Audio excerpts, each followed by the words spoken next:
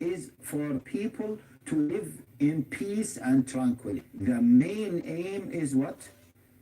Is to worship Allah Jalla wa Ala. Of course, Dr. And this is what Allah Jalla wa Ala says, sorry, No. وَمَا خَلَقْتُ الْجِنَّ وَالْإِنسَ إِلَّا لِيَعْبُدُونَ. Full stop. Yes. I have created jinn and ins for nothing but to worship me. So worshipping Allah Jalla wa Ala, glorifying Him, exploring His magnificence is the ultimate aim of Sharia. The dunya-related aims are there, but they are side aims. Of course. Doctor, I just want to pick up on the point, surely Allah subhanahu wa ta'ala is the most merciful, the only one that can grant us anything. So why is it people are focusing upon their rights as humans? Why is it some people find it compulsory to leave Allah and focus on their rights? What rights do we have? See, this is a big point. It is true. This is what we need to ask people. Why? Why? The main reason is people forgot about death. People forgot about death, or they ignore talking about death. Yes. Had the people known that life is divided into two parts. Yes. The first part is before death, and the second part is after death. And the second part is more important than the first part. Exactly. Then people wouldn't focus on this first part that they are living in. People will focus on the real success. The real success lies in the second part. Even see, non-Muslims, we tell them, by the way, I'll summarize it with a story. Great, yes. that happened with me. I used to study in Sudan. My first Sharia degree was from Sudan. And I remember I used to go to a hotel, and in the reception, I was living at that time in Saudi Arabia. Right. So I was not exposed to Christians. Okay. A lot. We know about the Christianity, etc., but basic things. Right. And we are not that exposed to Christians and how to deal with them, how to give them da'wah, etc. Okay. So at that time, when I started to move to Sudan to do my exams and etc. for Sharia degree, in the hotel, there was, in the reception, there was a Christian guy, and he knew that I study Sharia, and he studies theology. Right. So we started to have a dialogue. He told me that, listen, there is no doubt that Islam is the truth. He said this. He said, because it is clear. Anything in Islam is clear. He said that he studies theology, and many answers provided by Christians and scholars in Christianity, etc., it doesn't make sense. Exactly. Okay?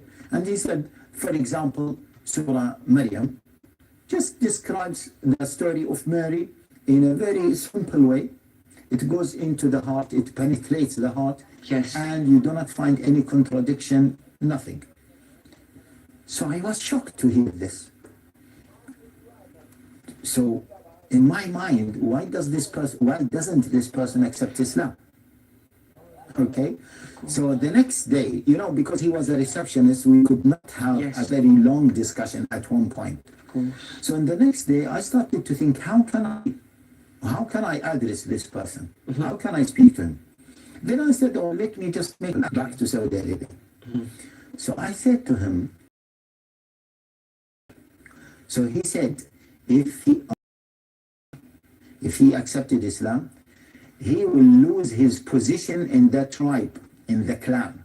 Okay. He is the son of the chief of a tribe, Right. of a big tribe.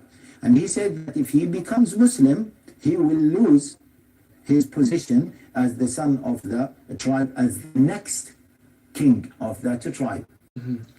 I was shocked.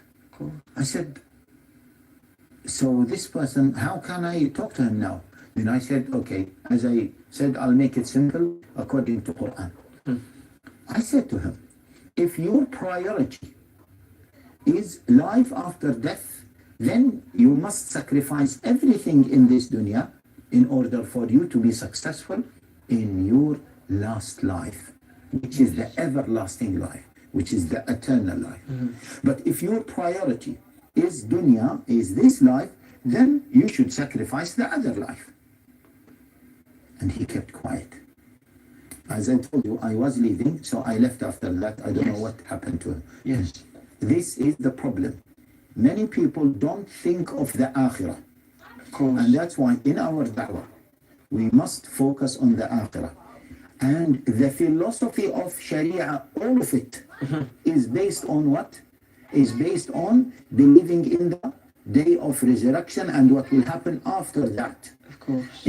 On the second life.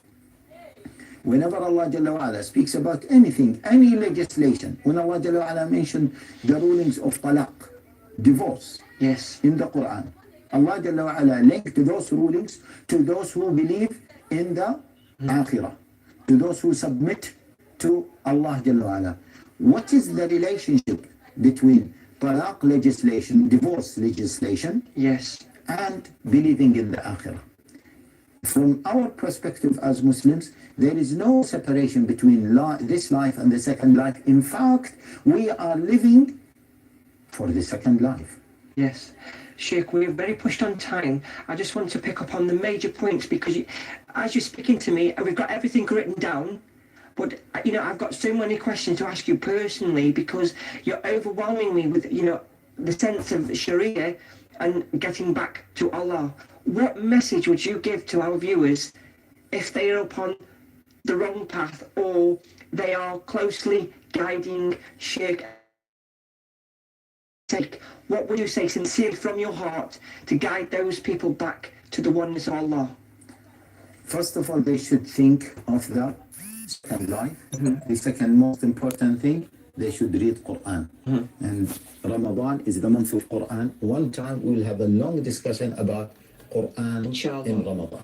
Inshallah. Thank you so much for your thoughts and sharing us in the studio today, Sheikh Atham Al-Dad. Jazakallah khair, barakallah.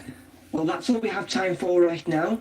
I'd like to thank Sheikh Atham Al-Dad. Until next time, I'll leave you in the safe care of Allah subhanahu wa ta'ala. Assalamu alaikum. Welcome,